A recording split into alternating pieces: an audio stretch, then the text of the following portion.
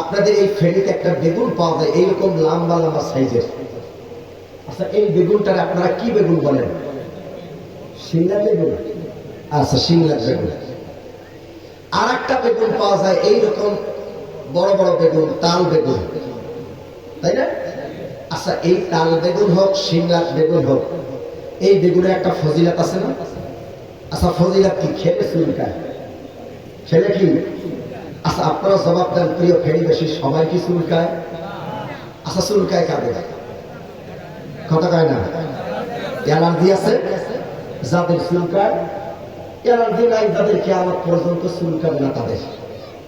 ঠিক চুরিতে পাকা, ডাকাতিতে পাকা, জেনায় পাকা, মদে পাকা, হারাম খায়, সুদ খায়, ঘুষ খায়, অন্যের তা খায়, জনগণের তা খায়। আর এসে নামলাম না, লক্ষ্য করে এই কাজের সাথে যারা জড়িত, ওরা হক কথা শুনলে তাদের চুলকায়। চুলকায় আর গায়ে আসুক না কেন, ওরা নাই কিনা হক কথা বলবেই বলবে।